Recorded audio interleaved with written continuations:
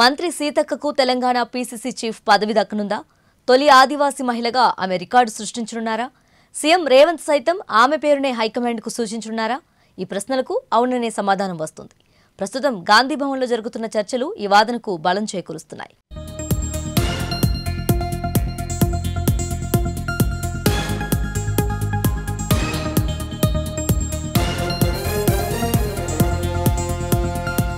PCC chief గా రేవంత్ రెడ్డి బాధ్యతలు చేపట్టి వచ్చే నెల 21 నాటికి 3 ఏళ్లు పూర్తవుతాయి.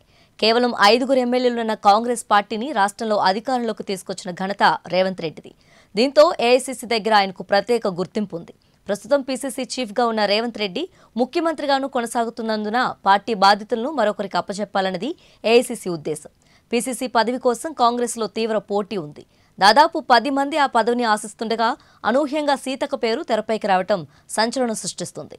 త్వరలోనే పీసీసీ చీఫ్ మార్పు ఉంటుందని గాంధీ భవన్లో జోరుగా ప్రచారం సాగుతుంది. అయితే చివరికి ఎవరికి ఛాన్స్ లభిస్తుందన్నది ఆసక్తికరంగా మారింది.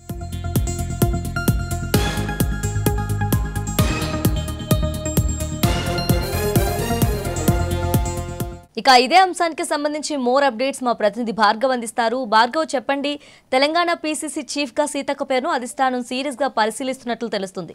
దీనికి సంబంధించి పూర్తి అప్డేట్స్ ఏంటి మీ దగ్గర? ఎగ్జాక్ట్లీ తేజస్వి, పీసీసీ చీఫ్గా ముఖ్యమంత్రి రేవంత్ రెడ్డి బాధ్యతలు స్వీకరించి వచ్చే నెల 21 నాటికి దాదాపు 3 ఏళ్లు ముగియడంతో పీసీసీ చీఫ్ పదవిని ఏఐసీసీ వేరే వాళ్ళకి కట్టబట్టే దిశగా ప్రయత్నాలు చేస్తూ ఉంది. ఆయన ముఖ్యమంత్రి బాధ్యతలో ఉన్నాడు కాబట్టి. అయితే గతంలో ఐదుగురు ఎమ్మెల్యేలున్న కాంగ్రెస్ పార్టీ అధికారంలోకి రావడానికి తీవ్ర కృషి చేశాడు ముఖ్యమంత్రి రేవంత్ రెడ్డి. అదే స్థాయిలో మరి పీసీసీ పదవిని ఎవరు నిలబెట్టుకోబోతున్నారు, ఎవరు ఆ పదవికి అర్హులు అనే చర్చలు మొదలయ్యాయి.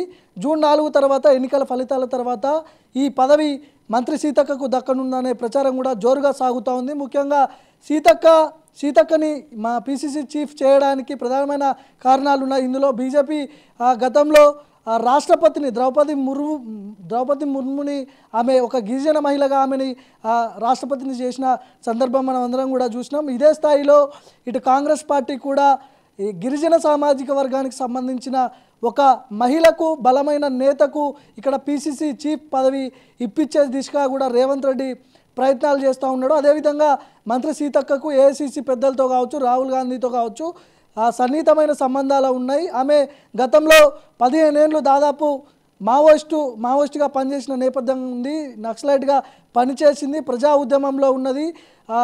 జననాట్య మండలిలో ఆమె పేరుతో పాటు గద్దర్తో పాటు ఆమె ప్రజల్లోకి పోయి ఎవరైతే రాచరిక పాలనను ప్రజల్లోకి తీసుకుపోయి మన రాజ్యాన్ని మనమే పాలించుకోవాలి అనే నినాదాలతో ఆమె గద్దర్తో పాటు పనిచేసిన నేపథ్యం ఉంది. అదేవిధంగా 2009లో ఆమె ఎమ్మెల్యేగా గెలిచింది మొదటిసారిగా. దాని తర్వాత మళ్ళీ కాంగ్రెస్ పార్టీ ఎమ్మెల్యేగా రెండవసారి గెలిచింది. అయితే ముఖ్యంగా పీసీసీ పదవిని దాదాపు కాంగ్రెస్ పార్టీలో 10 మంది ఆశిస్తున్నారు. ఇక్కడ ఎమ్మెల్సీ మహేష్ కుమార్ గౌడ్తో పాటు జగ్గారెడ్డి, అదేవిధంగా ఏఐసీసీ సెక్రటరీ సంపత్ కుమార్, అదేవిధంగా చాలామంది కీలక నాయకులందరూ కూడా ఈ పీసీసీ పదవిని ఆశిస్తున్నారు. ముఖ్యంగా రేవంత్ రెడ్డి దాదాపు 3 ఏళ్ల నుంచి ఈ పీసీసీ పదవిలో ఉన్నాడు. ఈ పీసీసీ పదవిలో ఉన్నప్పుడు ఖచ్చితంగా ఆ పార్టీలో ఉన్నటువంటి భిన్నాభిప్రాయాలు కావచ్చు, పార్టీలో జరుగుతున్నటువంటి గొడవలన్నింటినీ కూడా సర్దుమణిగి ఆ భిన్నాభిప్రాయాలను సర్ది చెప్పే దిశగా కూడా ప్రయత్నాలు జరగాలి.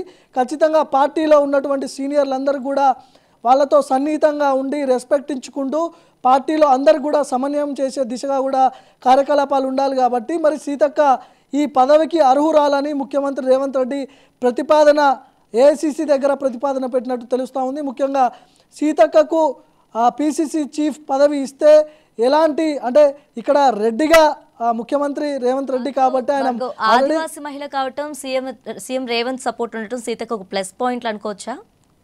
ఎగ్జాక్ట్లీ, ఎందుకంటే గతంలో కూడా చూసిన మనం బీజేపీ అక్కడ రాష్ట్రపతిని ద్రౌపది ముర్ము, ఆమె గిరిజన సామాజిక వర్గానికి సంబంధించిన నాయకురాలు, నేత ఆమె. సో ఆమెని రాష్ట్రపతిని చేసింది బీజేపీ. సో ఇదే రీతిలో గిరిజన మహిళకి ఇక్కడ తెలంగాణ రాష్ట్రంలో అవకాశం కల్పించాలి. అదేవిధంగా పార్టీకి కూడా కొద్దిగా ప్లస్ అయ్యే అవకాశాలు ఉంటాయి. ఎందుకంటే గతంలో నుంచి కూడా కాంగ్రెస్ పార్టీ అంటే రెడ్ల పార్టీ అనే ముద్ర ఉంది కాబట్టి ఆ ముద్రను తుడిపేసుకునే దిశగా కూడా రేవంత్ రెడ్డి ప్రయత్నాలు చేస్తున్నాడు. ఎందుకంటే దాదాపు చాలామంది రెడ్లే మంత్రులుగా ఉన్నారు. ఇక్కడ ఒక గిరిజన మహిళకు పిసిసి పదవి ఇస్తే ఆ తెలంగాణ సమాజం అంతా కూడా ఇక్కడ కాంగ్రెస్ పార్టీ వైపు చూసే అవకాశం ఉంటుంది. వచ్చే 5 ఏళ్లలో కూడా పాగా వేయవచ్చు అనే దాని మీద ప్లాన్తో కాంగ్రెస్ పార్టీ ఉంది. ముఖ్యంగా ముఖ్యమంత్రి రేవంత్ రెడ్డి పిసిసి పదవి కోసం ఆయన చాలామంది 10 మంది పైగా పిసిసి కోసం ప్రయత్నాలు చేస్తుండగా సీతక్క ముఖ్యమంత్రి రేవంత్ రెడ్డికి సన్నిహితురాలు. ఆమె షాడో రేవంత్ రెడ్డిగా ఆమె పనిచేస్తూ ఉన్నది. తెలంగాణ రాష్ట్రంలో చాలా బలమైన నేతగా ఉంది. ములుగు జిల్లా కావచ్చు, ములుగు నియోజకవర్గంలో కావచ్చు చాలా పట్టున్న వ్యక్తి ఆమె నాయకురాలు, బలమైన నాయకురాలు. అదేవిధంగా ప్రమాణ స్వీకారం రోజు కూడా ప్రమాణ స్వీకారం చేస్తుండగా ముఖ్యమంత్రి ప్రమాణ స్వీకారం చేస్తే ఏ రీతిలో ప్రజల ఆదరణ ఉంటుందో ఆ రీతిలో మంత్రి సీతక్క ప్రమాణ స్వీకారం చేస్తున్నప్పుడు ప్రజల్లో ఆదరణ కూడా పెద్ద ఎత్తున జరిగింది. అదే మనందరం కూడా చూసినాం. అసలు పిసిసి పదవిని వేరే వ్యక్తులకు ఇస్తే కాంగ్రెస్ పార్టీలో కొన్ని భిన్నాభిప్రాయాలు వస్తాయి. కాబట్టి ఏ రెడ్డి సామాజిక వర్గానికి సంబంధించిన ఏ వ్యక్తికి ఇచ్చినా కూడా భిన్నాభిప్రాయాలు వస్తాయి. ఇప్పటికే రెడ్ల పార్టీ అనే ముద్ర ఉంది కాబట్టి ఆ సీతక్కని అక్కడ పిసిసి పదవి ఇచ్చే దిశగా కూడా ఏఐసిసి కూడా ఒక పునరాలోచన చేస్తున్నది. ఎందుకంటే చాలామంది చాలా రకాలుగా మాట్లాడుకున్నారు. పలువురు కాంగ్రెస్ సీనియర్ లీడర్స్ కూడా పిసిసి చీఫ్ పదవి కోసం పోటీ పడుతున్నారు కదా, వాళ్ళ గురించి కాంగ్రెస్ హైకమాండ్ ఏం ఆలోచిస్తుంది? పిసిసి పదవి దక్కించుకునే అర్హత అక్కడ ఉన్నటువంటి వ్యక్తులలో చాలా కొద్ది మందికే ఉంది. ఎందుకంటే చాలా మాస్ ఫాలోయింగ్ ఉండాలి. 5 ఉన్నాయి కాంగ్రెస్ పార్టీకి. గతంలో 5 మంది ఎమ్మెల్యేలు ఉండాలి. కానీ అధికారంలోకి వచ్చేంత దిశగా కూడా తీవ్ర ప్రయత్నాలు జరిగినాయి.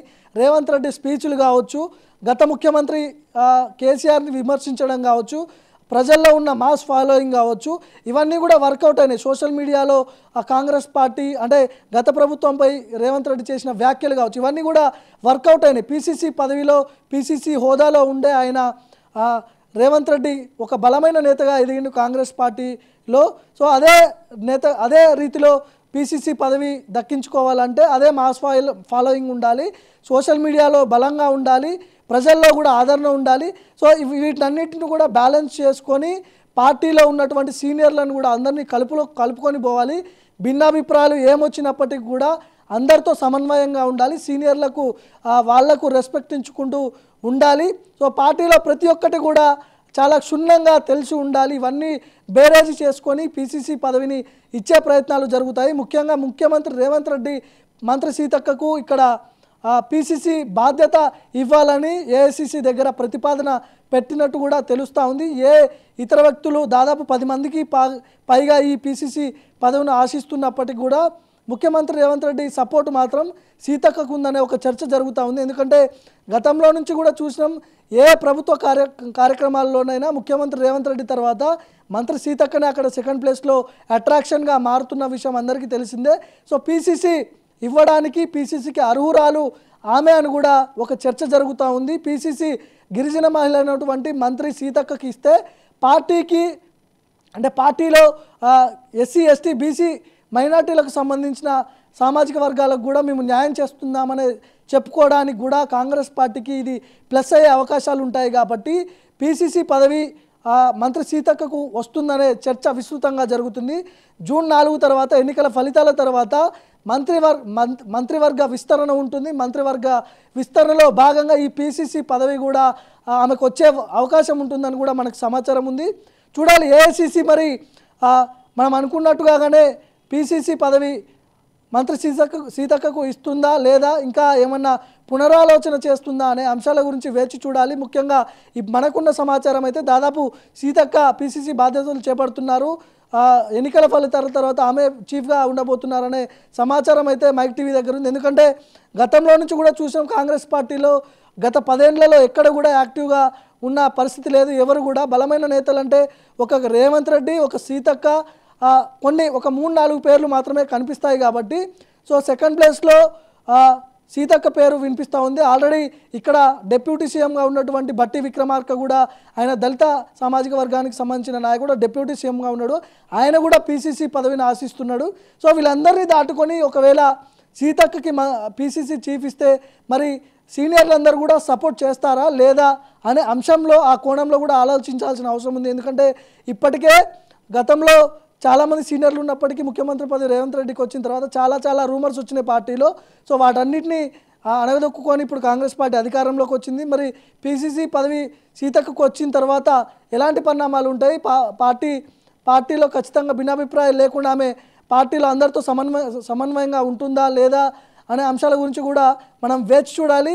సో జూన్ 4 తర్వాత ఎన్నికల ఫలితాల తర్వాత ఒక క్లారిటీ వచ్చే అవకాశం ఉంది. మంత్రివర్గ విస్తరణలో భాగంగా సీతక్కకు అక్కడ పిసిసి పదవి దక్కే ఛాన్స్ కనిపిస్తూ ఉంది. గతంలో ఆమె 15 ఏళ్ళు దాదాపు నక్సలైట్ నాయకురాలుగా పనిచేసింది. నక్సలైట్ ఉద్యమంలో చాలా కీలకంగా ఉంది. గద్దర్తో పాటు కూడా ఆమె జననాట్య మండలిలో కూడా చాలా కీలకంగా మారింది. ప్రజల్లో కూడా పెద్ద ఎత్తున ఆమెకు అంటే స్వాగతిస్తున్నారు. ప్రజలు కూడా ఎక్కడికి పోయినా కూడా ఆమెకి పెద్ద ఎత్తున ఆదరణ ఉండడం, ఇవన్నీ కూడా బేరేజ్ చేసుకొని చూస్తే ఎస్టీ సామాజిక వర్గం సంబంధించిన నాయకురాలు.